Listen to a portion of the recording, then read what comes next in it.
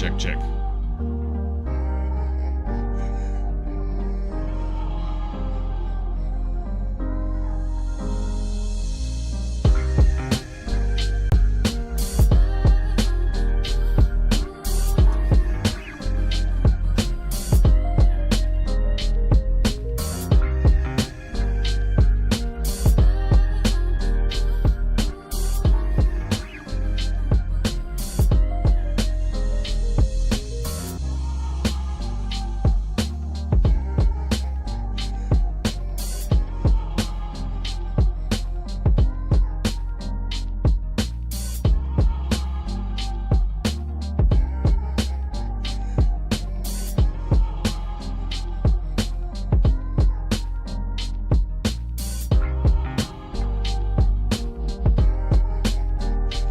Check, check, check.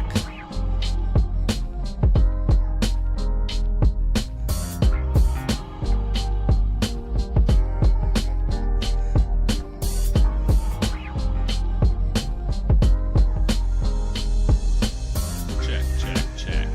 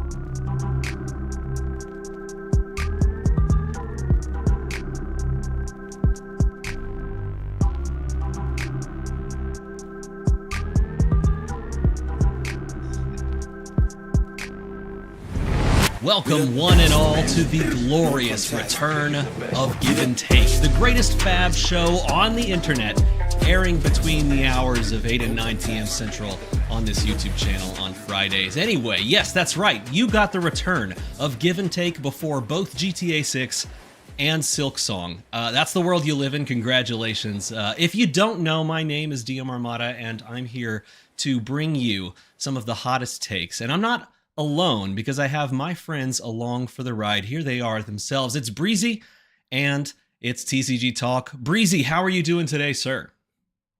I'm good. I am tired, but I'm ready to fight. You got some opinions, I think, and I've seen you voicing some of those opinions. Some hot takes, perhaps. Yeah, dude, you should have caught me the day this dropped, because I'm pretty fatigued, dude. But let's. I'm harnessing it again. We'll bring it back. You got to amp it up. Yeah, you got to amp it up, because the stuff, the pure unadulterated gas you were firing off, that's how you score points in this game. But you have met your match, perhaps, because Dylan TCG Talk is also spitting bars. Dylan, are you ready to go? I am, and I'm a little worried, because for the first time I think ever in us playing Flesh and Blood together, Parker has more like harsh takes than me, which is kind of like scary, but we'll have to see how it goes. Oh, it's going to go. You're not wrong. It's going to go. So for those that don't know how this game works, it's pretty easy. I'm going to fire off one of these topics that you see below us, and they are going to give their take on the topic. If I like that take, or if I think it's particularly spicy, I will award them points accordingly. The person with the most points at the end of the episode is the winner and gets to gloat about it until the next time we play Give and Take. And if you haven't been paying attention, we didn't play Give and Take for a bit. It's been at least 1 week since we've played this game, so the gloating period has been quite a long time. We're going to go ahead and drop in and keep things rolling. So first things first, the first topic of the day is this. For those that did not see it, in the retailer notes of the ProQuest, I think it's Yokohama, is it not? ProQuest Yokohama. In that retailer notes at the bottom, towards the bottom, there was a restricted player eligibility little blurb here, and I put it on the screen for everyone to see. For me, it's tiny, so I'm just going to paraphrase, but it essentially says that if you win a ProQuest event, you cannot play in any other ProQuest events this season. And for some reason, I guess we're about to get into it, this has set off a bit of a firestorm in the Twitter sphere, as well as other social media sites. So I want to start with Dylan. Dylan, tell me, what is your take on this subject? Are you a fan of this move? Or are you not a fan? Oh Lord, so the quick answer is I'm a fan. And when Steven brought up that he wanted to talk about this, I was like, you sure you know who you're talking to when it comes to having these opinions? And I had to clarify that, because I've seen a lot of discourse on this. Overall, I am a fan.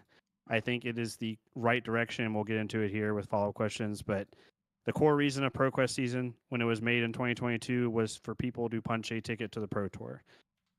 It wasn't made to play a bunch of different tournaments. Those are subsidiary things, but the main point is to punch your ticket for the Pro Tour. And I like that LSS is what seems like to be doing step one in like a multi-step system of actually making these tournaments mean what they're supposed to mean every time, where winning the event means something in terms of like consistency in their OP. So I am for this change for sure.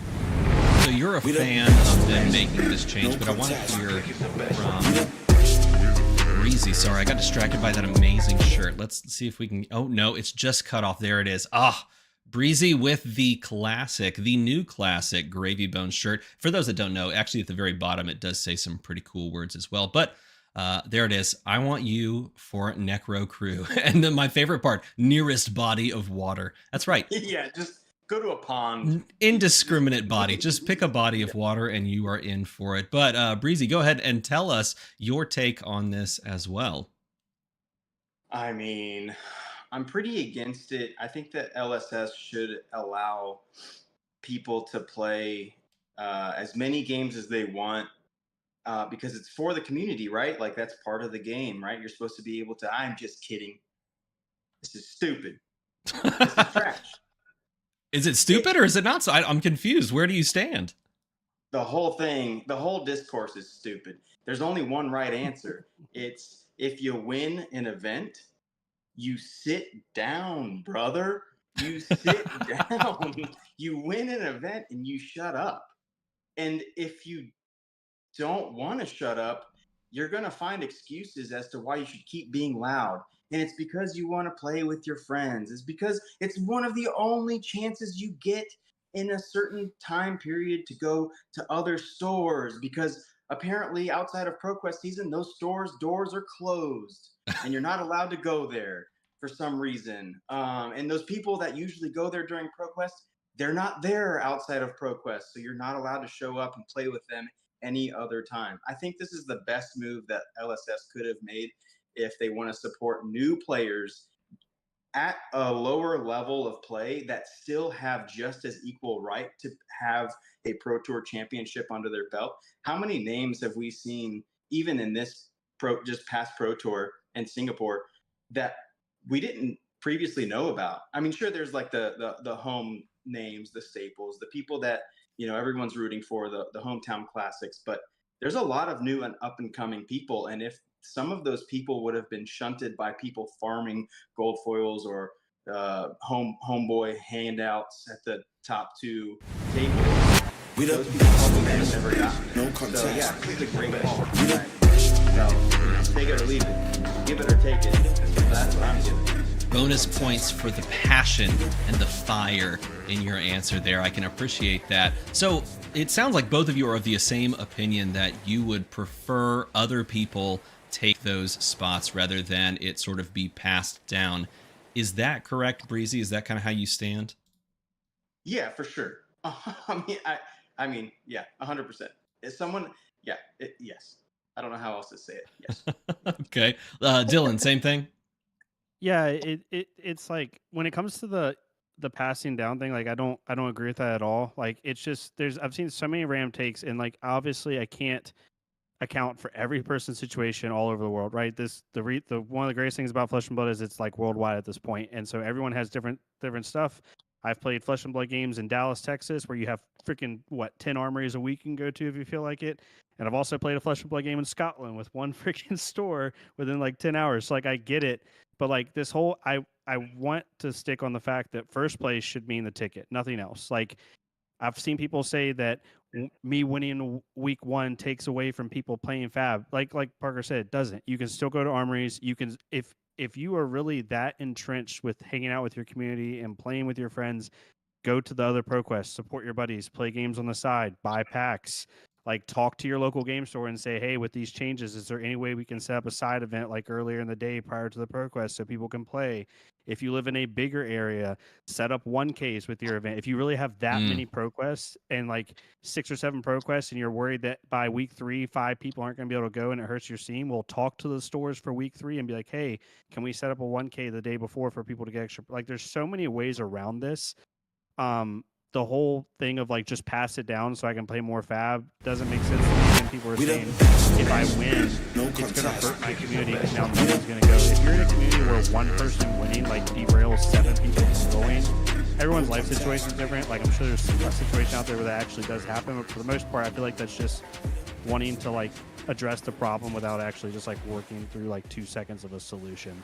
So I like that answer because to me it hits on our sort of next aspect of this because there are people that want to continue playing the game, and I'm sure there's sincerity involved in that as well. Not everybody is just all sharking for the gold foils and looking for the the pass down handouts and things like that. So I'm curious if you were in LSS. They are. Okay, apparently they are. If you were in LSS's shoes and you heard these comments about people did want to play, do you have some sort of a solution? Dylan, we'll go back to you because I think you were already hitting on this from the drop. Yeah, they have a solution. It just hasn't came yet. Like, and this is something that even I think all three of us at one point or another has made the mistake of is like not just being patient enough and waiting for LSS to come out with things. Trevor on like head of Premier Play on Twitter talked about how they're going to be coming out in October with a whole OP announcement. 2026 apparently a lot of things are changing. We don't know what that means yet, but I think this is step one. Now, whether the announcement timing was the best or not, like that's a whole different discussion, right? And there's always ways to improve that, but yes, like this is step one of probably like 10 steps of what they're going to be doing with their OP system, and I just think people need to be a little bit patient, honestly. But what about the here and now? If you're a player that just wins a ProQuest and you want to still play, still see your friends, do you have any solutions for them, Breezy? Yeah, before I answer, I want to point out that I am paying attention to the comments, and they're saying that every time you change scenes, the music kicks back on, and it's really loud. Oh, good check. Good check. In fact, thank you. I have so many things on one screen that I actually don't get to see that. So let me change that right now while you guys talk. 1 sec, folks. Go ahead. You can continue to talk. I don't know what your question was. I'm so sorry. All right, I will say it again. What about the here and now? How about that? What does that, a player that wins a ProQuest and wants to continue to play or engage in that community, what are solutions for them? Well, outside of ProQuest, I don't think that there's I will say some stores will supplement instead of their normal armory nights, they will host their ProQuest. So it's like, maybe this week I don't get to go play with my buddies. But we have to also remember that this isn't like a months and months long occurrence, right? So people talk a lot about like, oh, if I win, then I'm punished. But on the contrary, if you win, you've been rewarded. You not only got a PTI, you've got a gold foil, you've got the stature. Once that hero hits Living Legend, your name is on an honor roll. Your name is solidified forever. You have done the thing that's done, like you are part of the game. And if it means you sit out the next 3 events that are happening in your scene, that doesn't mean you sit at home and twiddle thumbs. You can go support your friends, especially if you're that community driven. That means you've got friends that are playing for their viability, for their hero, for their PTI. You can go and support them, help with coaching, do off season, in between time coaching. Say, hey, look, your worst matchup last game or last event when I won was that Vincent matchup. So I'll play Vincent. Let's test up. You're getting games in, buddy. You got to find the reason to play. We can't. LSS is not responsible for holding your hand and teaching you how to play the game once you already know how to play the game because you've won an event. It's up to you. You love your community. You love the people that play. You want to support your stores. Get out there. Go play. No one's telling you no just because you won. It's this ridiculous sentiment that people are holding on to. And the loudest voices are the ones that are probably the worst offenders, in my opinion. I have to say, I don't like either of those answers from either of both of you because neither of you gave me the answer I was looking for, and it was this one. Are you ready? You're LSS. Here's what you do to solve both problems at the same time. Are you ready? Play Kano. No, the moment. Now you're not getting points for that one anymore. No, here's the thing. The moment you win a ProQuest, your name goes on the list, and also you're flagged in the system as a ProQuest winner, and you immediately become a bounty player who can play at any other ProQuest, but your record is wiped completely. It's invisible. If you win in a matchup against someone else or lose, it's always going to represent points for the other player. If they beat you, LSS will send out a token of some sort for those that beat the ProQuest winner. And then you don't have to worry about getting in the way of the event while still being able to play the game. You can't make the top 8. Your record's always 0-0 on yours, so it doesn't hit your overall rankings and your points, but other players would engage with your wins or losses as they would going forward. Is it a perfect system? No. But is it freaking cool? Yes, it is. I see why now neither of us got points for your hyper-specific, only point gaining example. That's my fault. I should have known that was the answer. Don't hate the player, hate the game. That's what they say. Should have known that's what you were going to... Hey, if you would have called that out, you would have gotten an extra point at least. Okay, but it sounds like we are all in some amount of agreement at this point with this topic. I'm personally of the opinion that I don't mind it falling, you basically falling off the list and not being able to play, because everything you both said is true. And particularly, I appreciate the idea and root for the idea that more people should judge more and should host more events and should support their friends and should show up to the events anyway. And I think they're probably going to do that anyway because they have, a rooting interest, and a lot of these players are, on teams and things like that. So I'm kind of the same opinion. Now, let's go ahead and move on to another topic that is both near and dear to my heart, and that is this guy right here. Because Gravy Bones, spoiler alert, in the high seas has been doing quite well. This high seas season has been a season of Gravy Bones, and although he's not the best deck in the format, he is one of, I don't know, 3, 5 best decks. It's really up to how you decide to split some hairs. Either way, the question came after a Pro Tour win. Is Gravy Bones worthy of bans? Are there cards that need to be removed from his deck? Do you think he's too powerful, or are people just a little bit sensitive to a board state hero being immediately good yet again? So I want to hear from Dylan first. Dylan, what is your take on this? Oh my goodness, this one actually annoyed me worse than the PQ one. Watching that grand final of the Pro Tour one was amazing, right? Individually, just like getting to watch it and experience it and seeing how that unfolded. But like watching YouTube chat gave me a slight aneurysm. Like if a hero is good for one event, that does not mean make bans. If you look back at the win percentages of the event, it just was a perfect storm for Gravy Bones because Gravy Bones and Slippy were the 2 best decks. Slippy keeps down all of the decks that are bit good into Gravy, which is Dio, Aggro, Syndra, stuff like that. Like if you look at the win rates, and then Gravy keeps down all of the decks that Slippy is bad into, Earth. So like, because if you look at the event world, like with Fab Blazing, which is another new tool, it's amazing. Gravy had like a 35% win rate over like 20, 30 matches into Syndra and to Dio, like awful. So like, but people are like saying make bans. Like no, the meta's just decently positioned for the top 2 decks. Like they're kind of helping each other out. Gravy has awful matchups. Does not need a ban.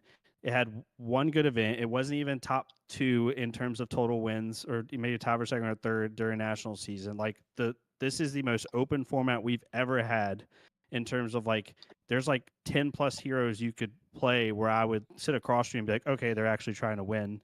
Like it's just no bans need to be made. Absolutely 0. And people are just overreacting because people don't like board state, including me sometimes, and people like think it's just daunting and don't want to figure out. Like also that deck is so difficult. There's like 6 decisions you can make every single turn, and like 4 of them are wrong. So like it's just people are overreacting way too much, and it annoyed the crap out of me seeing it in the YouTube chat. Breezy, how do you feel about this? Yeah, no, Gravy's giving me vibes of when Assassin was really first introduced, right? Like there was like it was such a new mechanic. It was such a new like play style.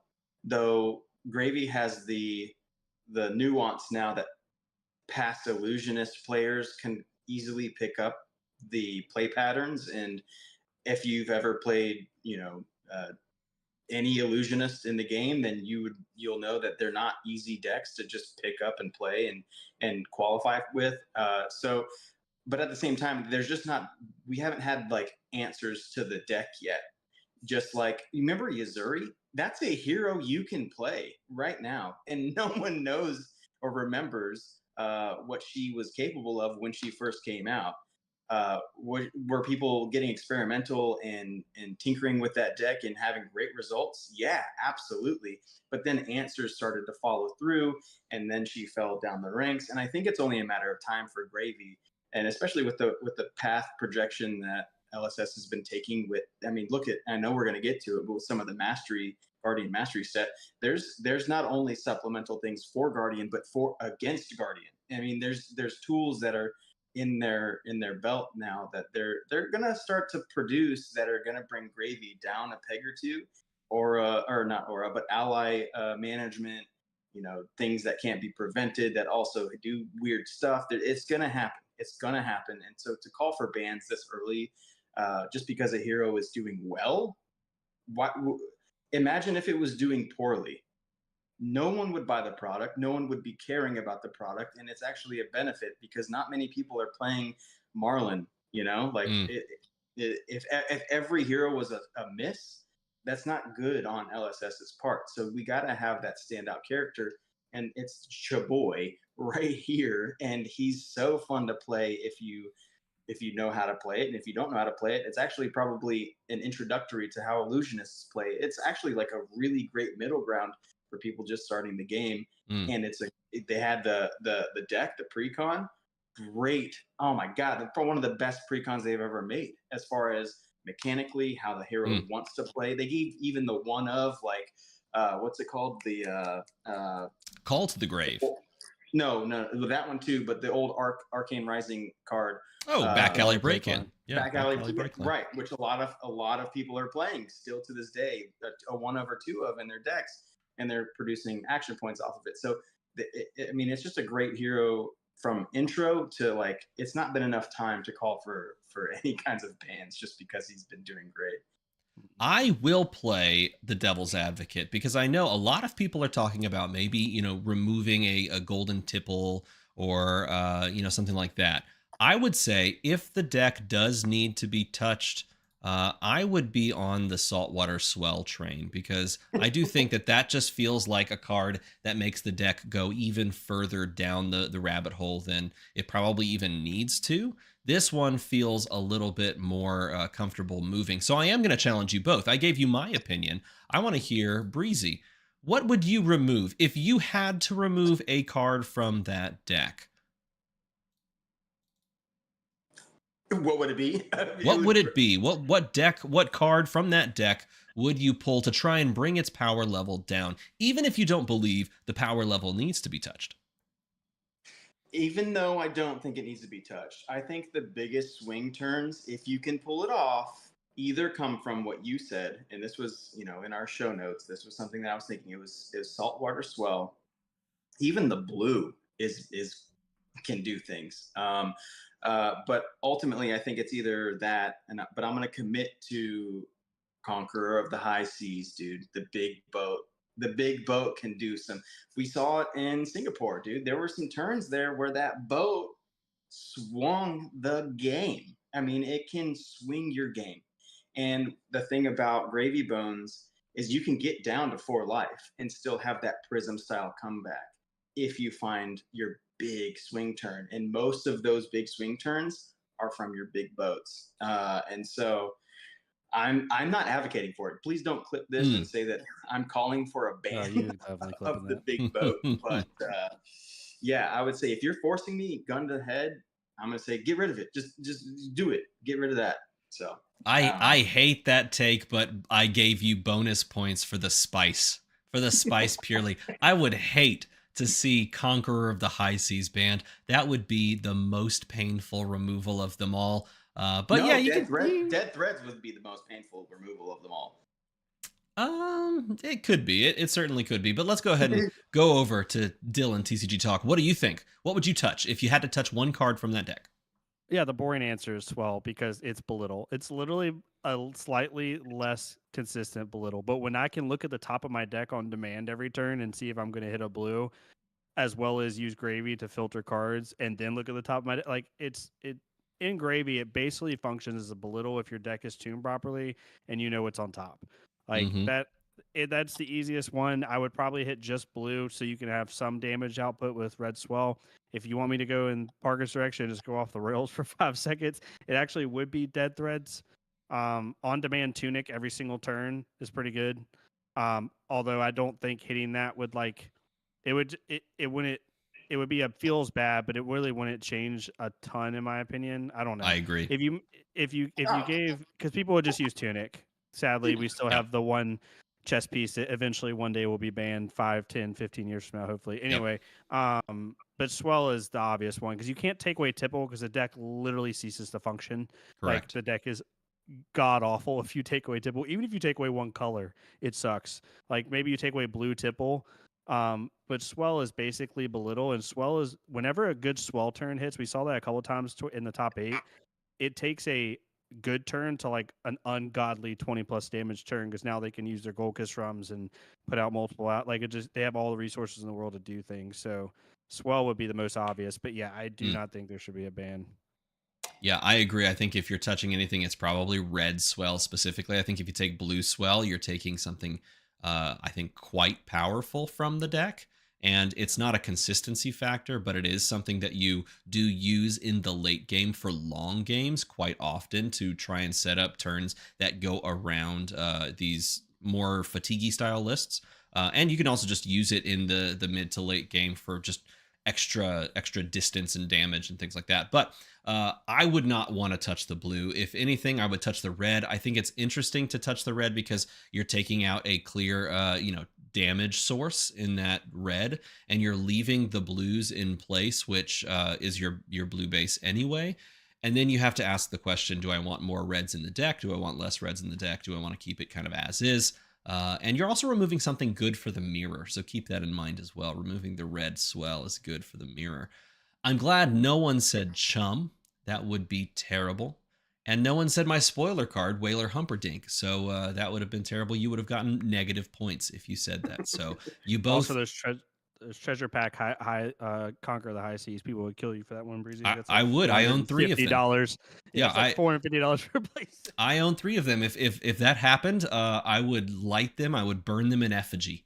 Is what would happen there. But thankfully, I don't think that's going to happen. And personally, like you said, I don't think this meta needs a ban to Gravy Bones or any sort of touching on Gravy Bones yet. Now, that could always change, but based on the way that this high seas meta is looking, it's looking pretty comfortable, pretty open with some good strong decks at the top. Now, of course, Super Slam could come out, and as we approach Worlds, that could change. But something else that's going to be a change this time around in Worlds, something a little bit more unique, is that the Living Legend format is now going to be part of the World Championship. In lieu of draft, instead, we are going to see Living Legend take center stage alongside of Classic Constructed and be the split format of choice. How do we feel about that? This show, one of the starting points of this show was talking about the Living Legend format and that one day it would become the premier format. Do you still think that,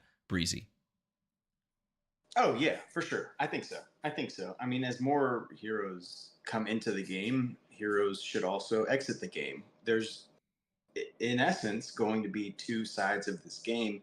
And while they're creating Visceride 2.0, all of his new cards will still be substantial to his 1.0 version.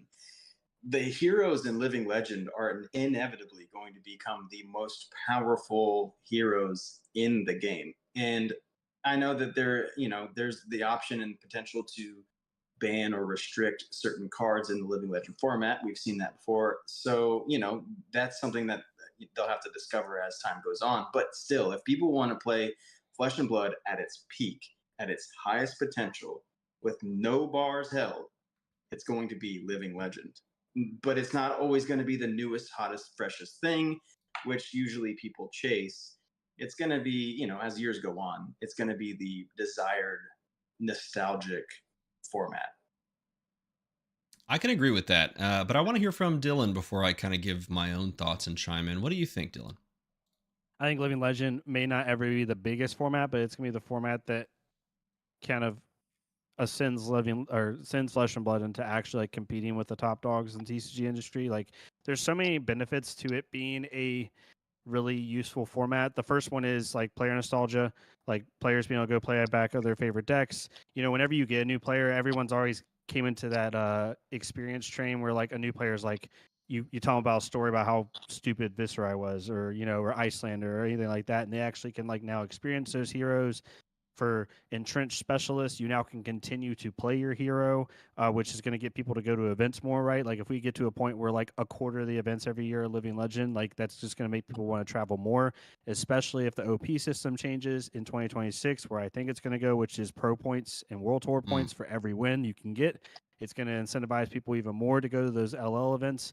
And now finally, Living Legend is now in its healthiest. We just had a Battle Hardened at the Pro Tour where it had 7 different heroes in it. It's arguably the most healthy it's ever been. Go figure. The one time we make Starvo unplayable, it's healthy anyway. So yes, I think that Living Legend is needed. I want it to continue to happen. And also on a selfish personal note, This is just me thing. I don't like watching draft. I understand people that do. They like playing it, but draft is by far the least popular format to watch. So I'm glad that they're putting it into coverage because I think people are going to enjoy watching Shane versus Breyer way more than watching someone pick cards for an hour and a half. That's just my opinion. In Yeah, fact, and that's a perfect I was- segue because that's actually my question for both of you.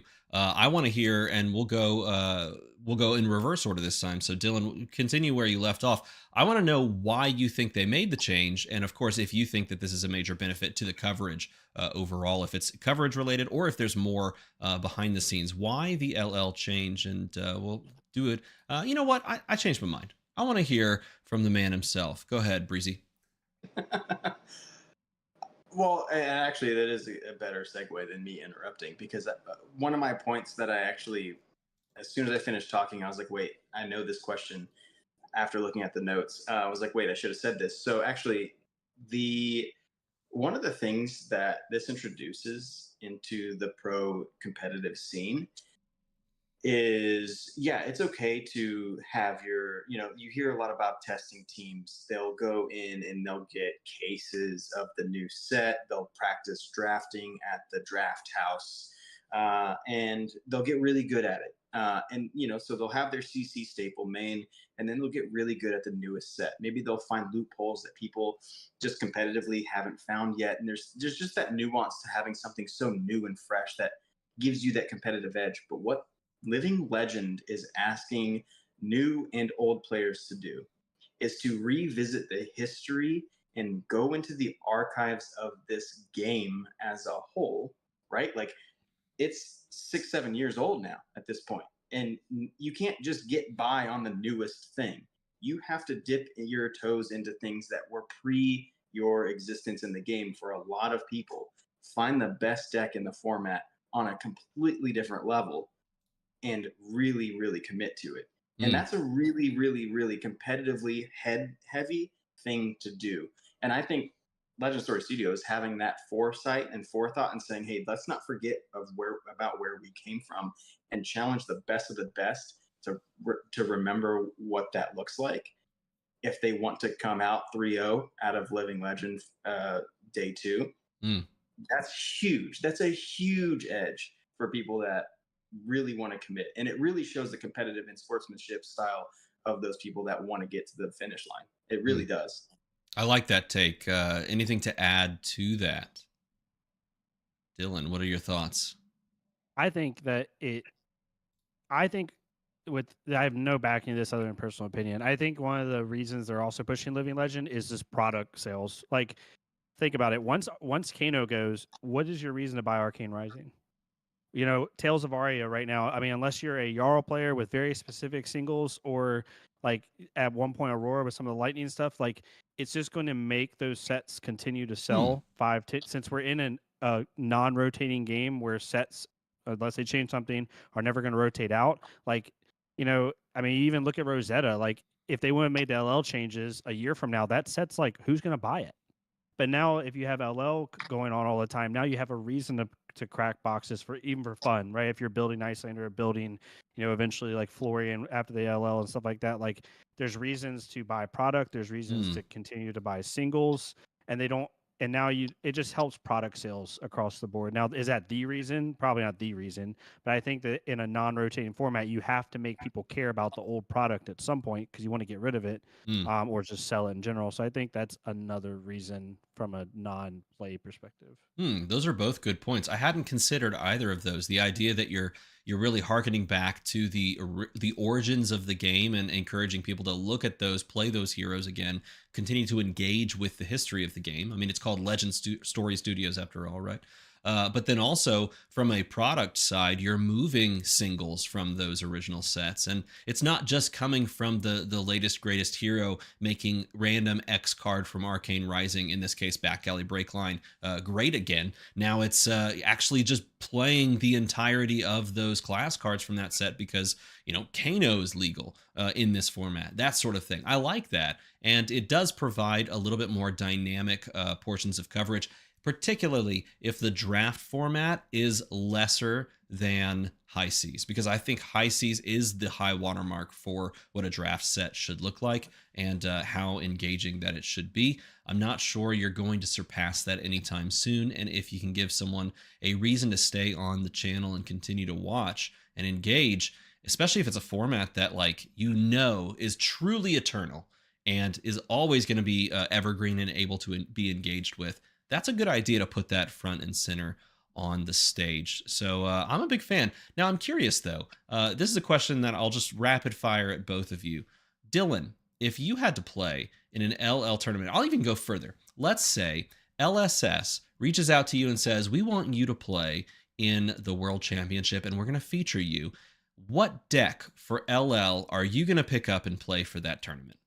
This has nothing to do with what it plays in. I would play Needles Ira. Like, it's just such a dumb deck. It's so good. That either that, if you didn't want me to do the cop out answer of Needles Ira because I did just win a Battle Harden, it would be Katsu. With like just the stupid Crouching Tiger stuff, and I would try to OTK people on turn 2. That would be my goal. But right now, Needles Ira would be the number one. I love that deck. It's so unfair. There's a reason it won the Battle Harden. It wasn't a fluke. That deck is one of the better decks in LL right now. That's the one I would pick. What about you, Parker? What would you take? I think I might have an answer, but I'm curious to see what you fire at us. Kano. You might think Viscerai, and you wouldn't be too far off. Actually, I'd probably go Chain. I've been doing some kitchen table sessions with my kiddos, and we'll play just random blitz decks. We'll reach into a box, and just that's who we get. And the last few times I've actually gotten Chain just straight out of the blitz deck. And the Seeds of Agonies, and just like, man, it is such a brain buster. And then it gets like, God, there's been so many new cards that can go into this deck that make this hero so much bigger than what it ever was supposed to be. Like, beyond the scale of thought on their part when developing this hero, that I think it just makes for such a fun. I mean, we talked about Gravy Bones and Dylan said, like, having possible 10 lines out of a 4-card hand and only a few are right. Chain does that tenfold.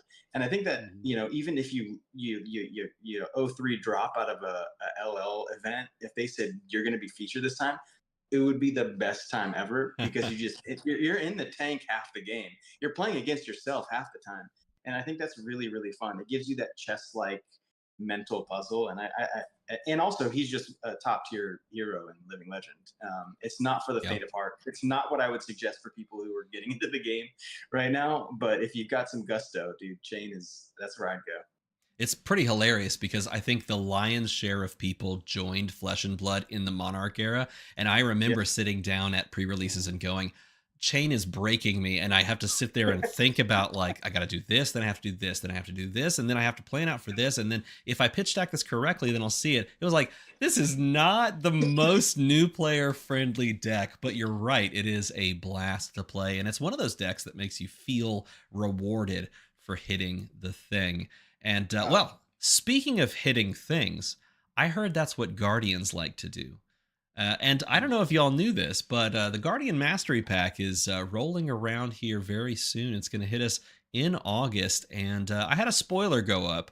In fact, it was today that video went live, and it highlighted something that I think a lot of players had issues with in the Flesh and Blood sphere. Here's the spoiler that I posted today, and it is a gravy card through and through, and it made people question, why is this in the set? And is this Guardian Mastery Pack actually a pack of cards for Guardians? I want to get your takes on this, and I'm going to keep it on the screen like this so that we can kind of talk about this card specifically, but it doesn't even have to be about the card. I really kind of want to focus on the idea that players think that the Guardian Mastery Pack may not be serving the Guardian class or serving its purpose. What do you think, TCG Talk?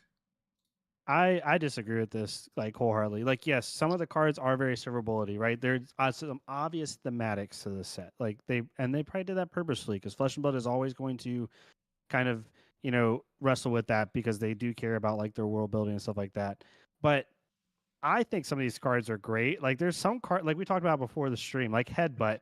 Like, that card is so good in my opinion. Like, if They have to block with their headpiece. It's the only thing they can block with. If they choose not to block it at all, then you kill their tunic. If they choose to block it, then you kill their headpiece, which if I'm a ninja, you killed my mask momentum, right? Like, I don't understand, but I saw people was like saying this card's terrible and like all this other stuff. I think a lot of these cards are awesome. I think that people are right now, especially newer players, and it's not a dig at new players, just the facts of it, are kind of spoiled the last year and a half. Like we had Mistveil, then Rosetta, then Hunted, then High Seas, arguably the most dominant like power level group of sets we've had in like a year and a half time frame. Like all those sets are bangers in terms of like at least one deck was amazing, if not two or three in every Mistveil in every single set. So I think a lot of people like are used to that power level, and this is just good power level, and people are like, this sucks because they're used to Mistveil and all this other crazy broken crap we've been doing. I think the cards are great. I think Headbutt's awesome. I think you just gave Guardian 9 cards that destroy the top of your deck. Giving that to a class that's already very good at blocking you out. Test of Iron Grip alone, the card guy spoiler, is the most annoying card ever in the history of the world. Crazy good. Against the card's aggro. So good. And people are not just like, even I saw forgot his name, I'm not gonna try to remember it off the top of my head, but even like Crash Down the Gates, the generic that came out in High Seas, is a 2 for 6 that gets +2 if it hits. They destroy a cop card of their deck. That has synergy with a lot of the new cards. Like, is Guardian going to have some counters, right? Like board state, like gravy? Are they going to have to figure some things out? Sure, but I think that's just naturally what the class is supposed to struggle into. I think the cards have been great. There are a couple thematics, but I think people are overplaying how bad this set is, personally. What do you think, Breezy? When it comes to Guardian stuff, I am pretty uneducated. And so there's a few people that are in the community, at least social wise, Clark Jensen and Cale McCreath. And I haven't seen them complain really at all. So I'm going to take their word for it. They're like giddy, and those are the two people I would trust when it comes to Guardian. Exactly. And so I've actually always had an affinity for Bravo, coming back all the way to Welcome to Wraith.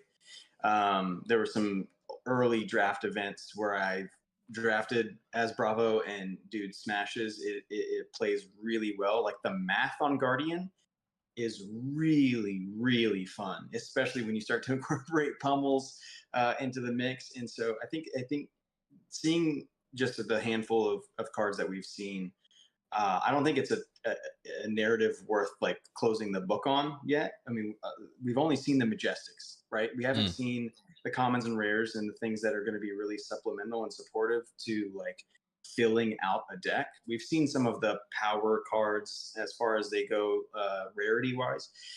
And even then we're seeing a lot of clash. So I think Victor's going to get a ton of support, which is absolutely necessary. I mean, thinking back, not even too far in the past, we've got heavy hitters and which was for a lot of people overlooked. You know, you had Olympia and Betsy, who really people don't care much about, and that's half your set.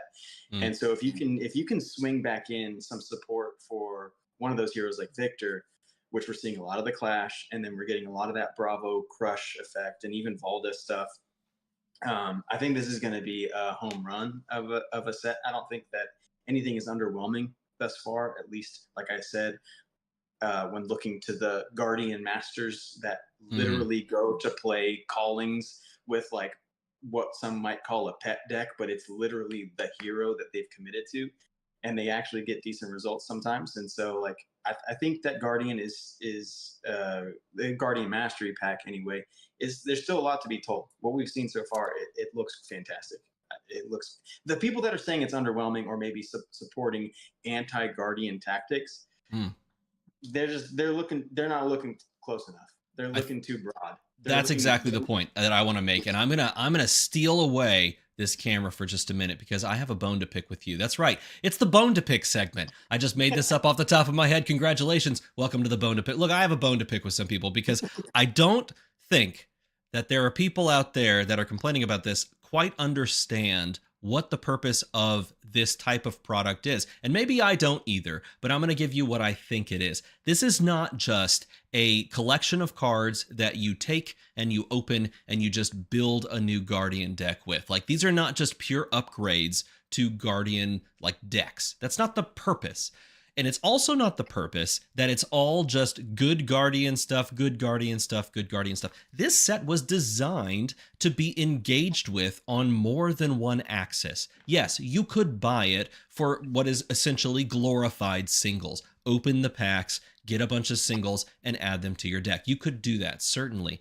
But the product was designed to open in crack shuffle play and engage with as well.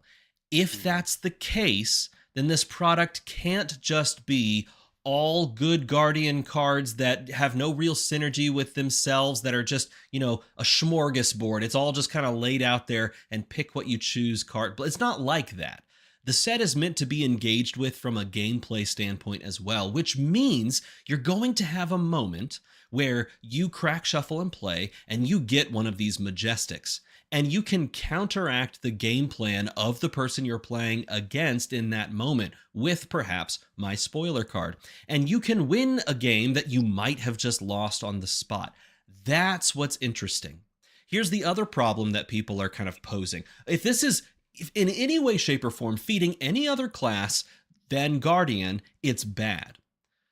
That is bad product design, because if only one small subset of your small flesh and blood game in this large ocean of trading card games, which is a small niche in much larger niches out there, is interested in this one product, guess what's going to happen? That product line is going to fail because a very, very small group of people are going to buy it. But now you can engage with this product if you weren't even interested in it at first. And that is a lot more people. You may say, you know what? I could open the card that I'm looking to add to my deck. I could open the Fearless card that I saw on that show that they once talked about, the greatest fab show on the internet, between 8 and 9 p.m. on that channel. And they talked about how good it was. I could open that product. Maybe I'm going to open it and get that card. And if I don't, at least I got, 6 packs and I played with my friend. You have a reason to buy that product and play more flesh and blood. And that would not have happened if this was just a random assortment of Guardian cards only. Because, spoiler alert, not everyone loves and plays Guardians. And if you're someone that does love and play Guardian, you want more people to get in this product so that they can join you in playing Guardian. And that's just what this might do for others out there. So if you're out there naysaying this product before we've seen 90% of the cards, and before you've actually gotten a chance to play with it in the way that it was designed, you might be jumping the gun a little bit. But you know what? I've said my piece and I've taken up the time. Gentlemen, do you want to chime in on any of that before I get off of my soapbox? No, stay on the soapbox. No, yeah. All right. Yeah. Because YouTube chat never fails. They will always correct you. Headbutt it will destroy a headpiece if it's not blocked. So it can't kill a tunic. So that was True. on me. I just want to do that. But you can break a crown. Also, leave a dent. It says your next Guardian attack this turn gets crushed if it deals 4 more damage to a hero. Destroy the top 4 cards of their deck. That includes their hammer. So now I can't, as an aggro deck, well, I can, but as an aggro deck, if I just ignore your hammer, then you just killed 4 of my cards and dealt 6 damage to me. There's so many cool. I like the direction they're taking Guardian. They're not trying to give Guardian an answer to everything. They're trying to make Guardian feel like a Guardian, like it used to feel like when Bravo crushed you for 11 on Crippling Crush, which was the coolest thing, as annoying as it was for that hero. I like that. They're not going in the way of let's have 3 Enlightened Strikes and 3 Zealous Beltings in every deck so we can try to, contend with everything. It's no, Guardian's going to be good into certain things. It's going to be hell on earth for some aggro decks, and then it's going to struggle in other things, and that's the whole point. Yep. So that's it. All right. It is the final segment of the show, and it's the lightning round. Welcome, everyone, to the lightning round. We're going to go fast and furious. I've got 3 lightning round questions. I don't want you to stand up on your soapbox. I just want you to give me a 1-sentence answer. Tell me what the answer is and maybe a brief reason why, and we'll see who comes out on top after all is said and done. All right, starting with Breezy. Here's your question. You are going to a ProQuest tomorrow. What deck are you bringing? Ready, set, go. Done. We're taking gravy, baby. Oh, we're doing this? Okay. Yep, bonus point. Why? Oh, dude. Well, Pirates, number 1. Oh, there it is. Well done. Yep.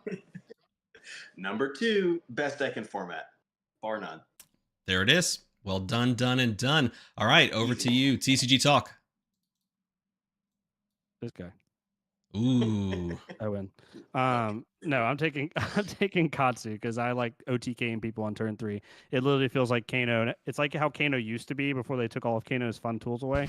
That's basically what Katsu is now. I just get you to the mid-20s, and if you give me enough room, I'm just going to OTK you. It's fantastic. Yeah, that's a solid point all around. I mean, if I'm joining you, it'd be that one. Yeah, yeah. I get to win. I get to win that flex. I'm sorry. That's just I don't make the rules. That's just how it goes. No, that's a solid answer from both of you. But the question number 2 is going to be this one: which hero is the best hero that has been released in the year 2025? Now, technically, keep in mind, we've seen all of the heroes at this point, unless there's like some sneaky hero in an armory deck somewhere. So, Dylan, best hero they've released this year. That's hard. I'm trying to think of all the heroes. It's been 3 sets. So Hunted, High Seas, yeah. and now we've And seen the Rosetta. heroes from the upcoming in 2025. So the upcoming not Smash Palace, Super Slam set. Mm-hmm. So out of those heroes, which do you say is the best? I like Marionette just for the thematics. I love what they do with that hero and all the cool stuff and all the different marvels. So I'd have to say Marionette. Ooh, wrong answer. I'm sorry. No points there. All right, over to this guy. What does he say? I'm still going to say Gravy Bones, baby. Dude, Gravy Bones is so good. Gravy Bones has to be the look, the feel, the vibes, all of his cards. See, this is the first hero that has ever reminded me about like the essence of Viserai. He's just got that grime. He's got everything. Not only does this remind me of obviously like Pirates of the Caribbean, but even Lord of the Rings, when Aragorn goes into the mountain and gets those dead, ghostly warriors that are committed to supporting the king, and they all show up at the battlefront on the boat on the Corsairs, dude. Gravy Bones was on that, dude. It's game over. Solid choice. Okay. It's okay. I would have given you a point for any answer except an assassin. It's unfortunate. Yeah. So assassin was, yeah, because I've died too many times to that stupid attack reaction that buffs daggers. Who thought that was a good idea? Am I right?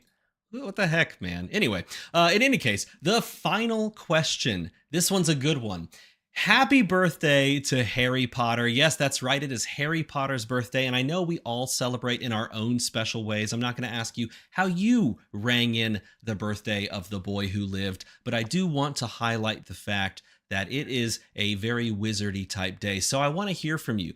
Tell me, what is the most wizardy mechanic or effect that you can do in Fab, and why is it awesome? Who? Well, the person on the screen, of course. Oh, is that me? It's Dylan, TCG Talk. Oh, I don't know. I'm delayed. The one effect that I want to work that doesn't work, but I really enjoy it, is the card in what is it? Freaking oh my gosh, you make me do this, and I'm not a wizard player. It's a lightning round for a reason. Eternal Inferno is probably the one card I want to be good in Wizard that I think is cool, that you can keep playing it. But it just never works out that way. But that's my favorite one. It's really that's a great answer. That was a card I was so excited for. Oh my god, I was so pumped for that card, and then it became known that it was hot garbage. Card is not good. Okay, go ahead, Mr. Breezy. This is your last answer. Opponent is presenting lethal. Pitch to Stormstriders. Pitch to Emeritus Scolding. Activate Flamescale Furnace. Activate Waning Moon. And win the game. Okay. Emperor. Okay. I don't. Yeah. I could see that. I could definitely see the Emperor line there. That's how I'm on the. Yeah, dude, the Emperor is so good. I freaking love. I love. Still Blitz exists. Emperor. Still exists, but So unfortunately not playable. Yeah, and he will exist for a while longer. He will exist for a while longer because he's still one dead. of the best. Still one of the best ways to win a game, in my opinion. Yeah, it's unfortunate because he doesn't have a lot going for him. Either way, very wizardy. I will tell you my answer before we round out the evening. I think opting is the most wizardy feeling thing. Like playing a lot of cards and drawing a lot of cards to me feels kind of wizardy because it looks like you're manipulating. But I think the purest form of like deck manipulation is taking cards from the top and like really, burning your way through to try and find that answer. So every time I feel like I'm opting a bunch, I feel like I'm being the most wizardy, and maybe I am the boy who lived. But you know what?